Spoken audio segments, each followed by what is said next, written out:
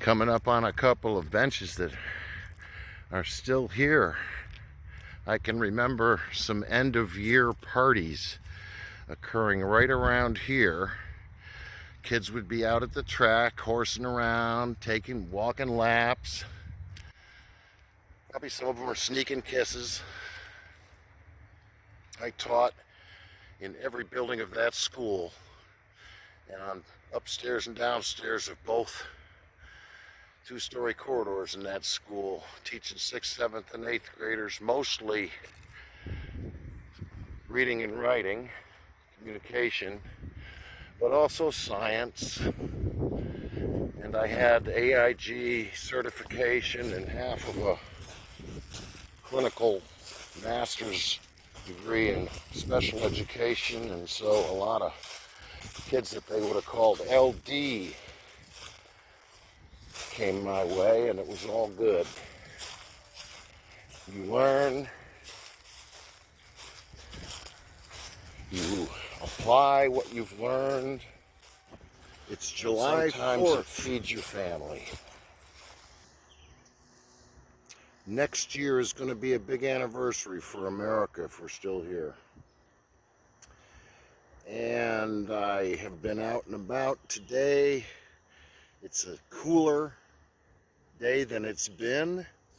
I'd say it's in the low 80s where I'm sitting. And I'm in a shady place with a breeze. It's really quite lovely. And I am exactly where you might wish to be tonight if fireworks happen over the high school football stadium as they typically do. This would be a fabulous place to sit and watch those fireworks, right where I'm sitting behind Holmes Middle School on a bench that has survived years of neglect. It still supports my weight. And Tina gave me a list of stuff to pick up, while I was out. I got gas and, daily basics.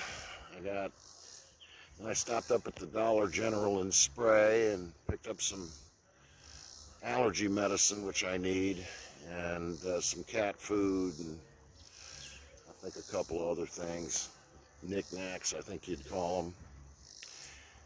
And I drove around. I drove all over the place. I think I even crossed the Virginia line, driving around looking for a good place to sit down and just spiel.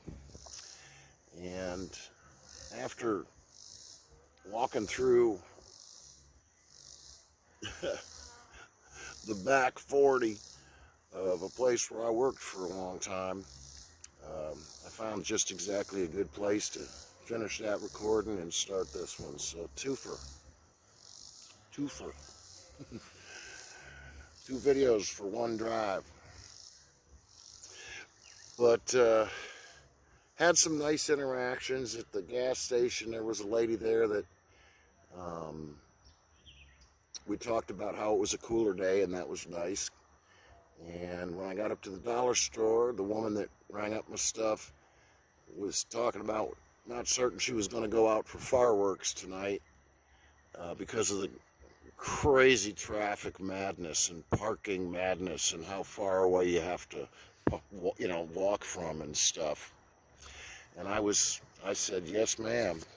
And I told her that we used to park at the flea market, which was basically one street over from the high school, where there was a big parking lot that had a pretty good view, but that became overrun 20-some years ago. And even then, across the street from that flea market used to be a lot that trucks and stuff would pull up on and kind of do the tailgate 4th of July, but then that got all found by people again. And I told her I'm too old to mess with that kind of hurry up and wait anymore.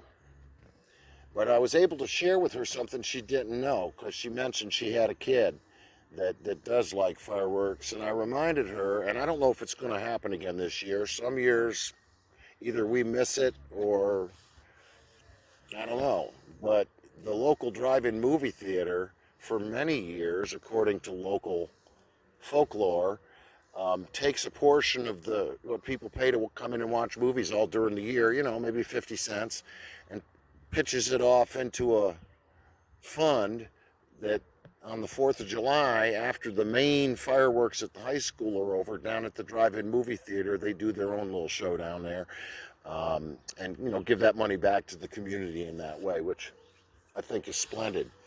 And there used to be a soul food restaurant down there called Miss Kitty's, and a fairly good-sized parking lot in front of a strip mall that used to get flooded about once every 2-3 years. But it's a great place to see fireworks, particularly if you're a kid, because you're literally, if you're in the back of a truck, they're directly over the top of you. And it's like having the best seat in the high school bleachers for the fireworks, except none of that traffic madness. And she didn't know about that. And so I told her, you might want to check that out, or at least ask somebody and find out if it's going on, because we used to take our kids down there and they loved it. And then I kept driving. I put the stuff in my truck and drove around. Where am I going to talk? Where am I going to talk? Where am I going to talk? And what I wanted to talk about was the whole notion of knowing that somebody else knows what you know about what they're trying to conceal from other people about you. Do I have to say that again? Probably.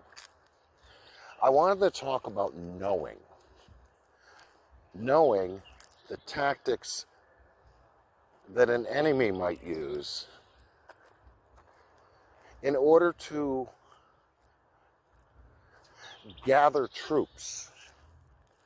In the science of narcissism and associated disorders, they talk about the techniques of such people. Gaslighting, which is refusing to acknowledge a past event that you were a witness at or a part of. Love bombing, which is a way of using flattery to hopefully put to rest a transgression that had happened that the person doing the flattering still hasn't owned. They try to flatter their way past the transgressions that have already occurred by being wonderful, gifting you with something or some words or a compliment. Here's Brett, Chef Brett. It's Chef Brett. I don't think of myself as a chef, even though I worked in places that said I was. Love bombing, gaslighting, projecting. We've been watching a movie about people who project their own sins on other people. We've been watching a theater of that in the United States for the last 15 years. Accusing other people of your transgressions, as though they did that to you or planned to. Changing the subject. Projection. A false accusation, which requires false witness, against someone whom you're unable to love at all. There's an expression called hoovering in the science of narcissism also, and it's on the love bombing side of tactics and techniques, right? And hoovering is something that happens after a long period of silence and distance to pull you back in. It might be the sharing of a photograph, or a, oh my God, I had to show this to you, cool thing, from someone that's you felt excommunicated from for a long time.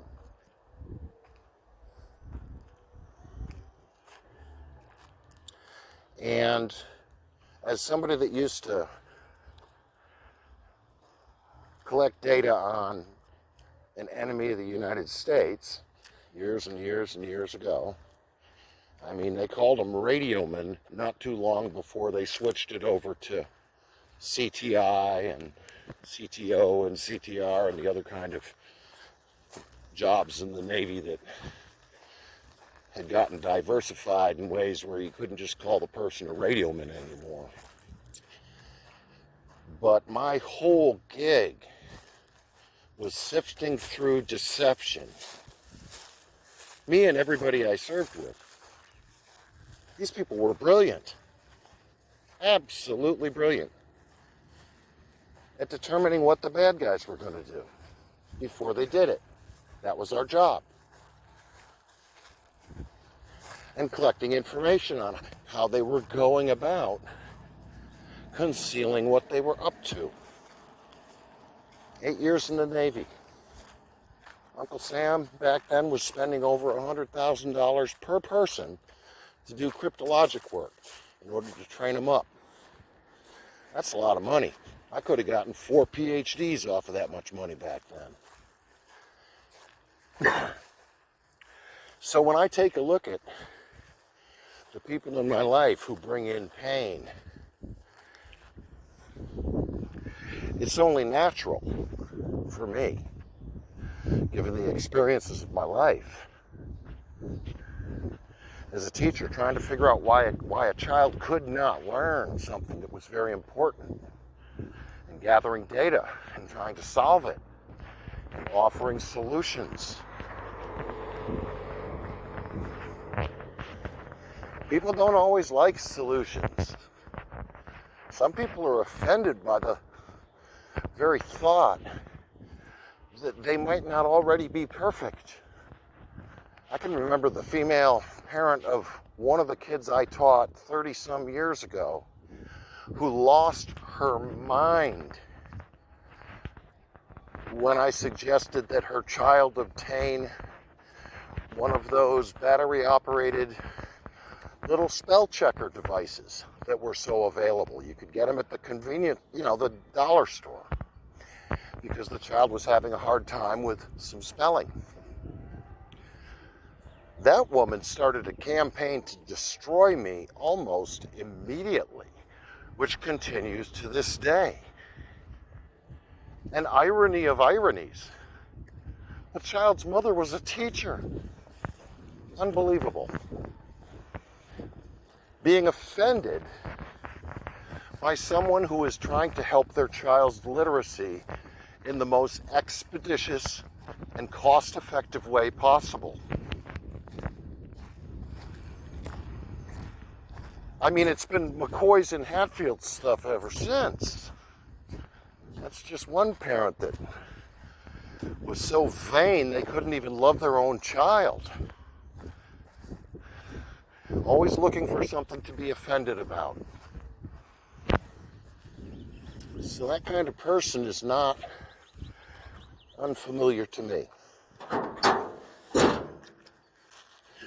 And back then, I didn't really know what was going on because I was the new kid in town. I'd moved here from somewhere else, and I didn't have any foundation of, this is how people roll here. I sure know now. It only took me about 10 years to kind of unlock it all. This place runs on just a few simple, endless traditions. Once you learn who the families are that have traditionally been making those decisions, you've got the whole thing unpacked just by simply keeping your eyes open and your ears hearing. But if I was out to destroy another person, and I've never been out to destroy another person, although one time, this is 58 years ago, somebody pushed my little sister off her bike and she got scraped up. And I saw red, and I got on my bike and I went after that kid. And I caught him, and I took his bike apart right in front of him. And then I rode home. And my mom told me that boy's parent had called, and they were very upset about what I'd done to their child's bicycle. And if I'm remembering correctly, Mom, with her very quick mind, said, "Your child attacked my daughter and knocked her off her bike, and she had to be bandaged. Do you really want to stay mad about this?" She talked the person down because she was right. Of course, you can imagine that other person probably ran around to everybody with ears talking about how horrible the hearts were, right? A heart gets abused. Another heart defends that one. And other people think it's very abnormal to do the very same thing they would do for their own sibs and family. It's normal to stick up for family. If I really wanted to attack somebody in my family, I'd stop sticking up for them. I wouldn't defend them. I would never take credit for a problem that I created. I would focus on what I was able to trigger in that person. And I would try very, very hard to make sure that I had a document, a paper copy, we used to call them in the CYA days. Keep a paper copy. You might need that someday. People in administrative jobs know that you better keep good records, because there's no telling what somebody who works for you might someday say, true or not, about you.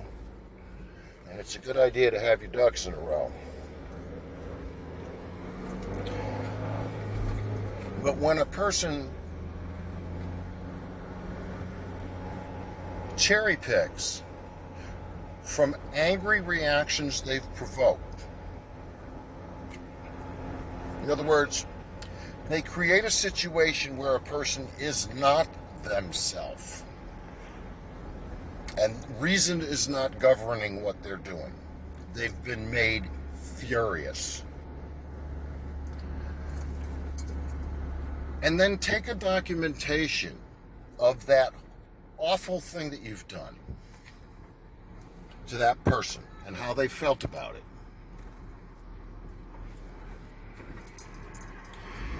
And edit out the meanest thing that came out of them during that reaction to what you did.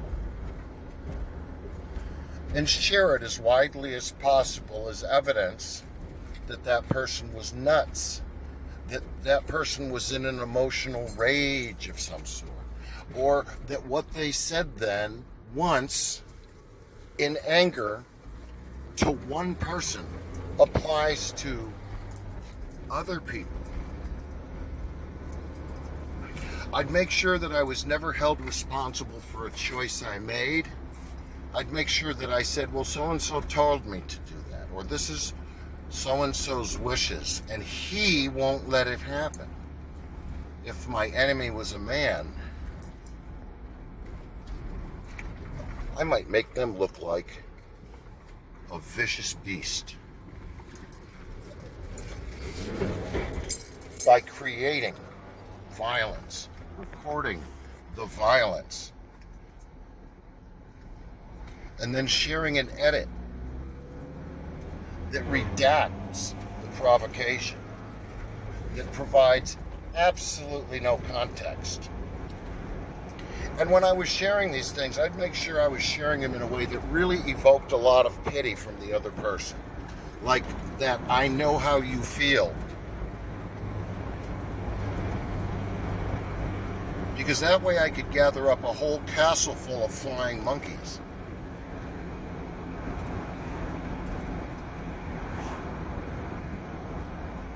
And feel safe with my narrative and script about the enemy that I've been attacking being the bad one.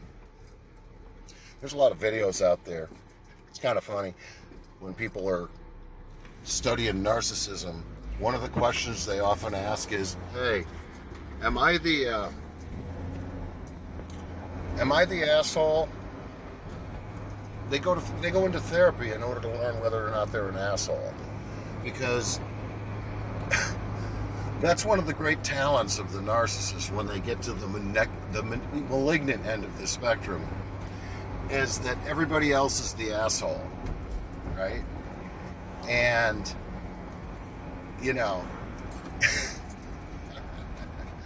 there's a young fella named Devin online who's living through some of the same kind of stuff that some of the rest of us have and do. And he said, this kid's so right.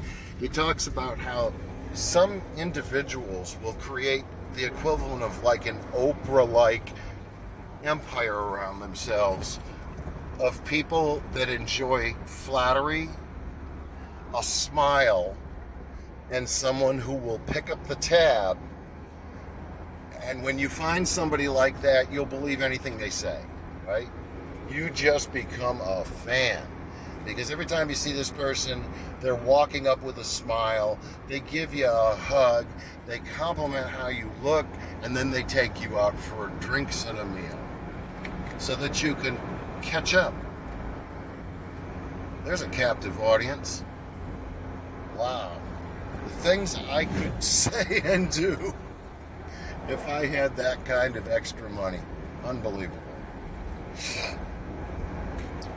It's all about who knows what. It's always ever about who knows what. And for me, it's just a massive encouragement to remember there's nothing hidden that will not be revealed. Love that. My book of Job. Oh, I love my book of Job. Like me, he learned how no longer fear drunken, nocturnal vipers in his life who were working evil when they thought no one would see what they were up to. Job knew. And when it happens to you a lot of the time, you know. And it's happening to me, and I know. But what's amazing is that evil people always put cracks in their own armor because they have no experience with long suffering, which some people call coping skills, right? Long suffering isn't easy. It's virtually impossible without faith, right? Long suffering without the suffering is called patience. When you add pain to patience, you've got long suffering over time. But the great thing about taking a long time to understand something through the ups and downs of the emotions is that we're provided dots to connect. We are alerted. Not by paranoia. It's part of the hedge of protection. Not only does the hedge protect us, but in its way, it causes false hedges to wither.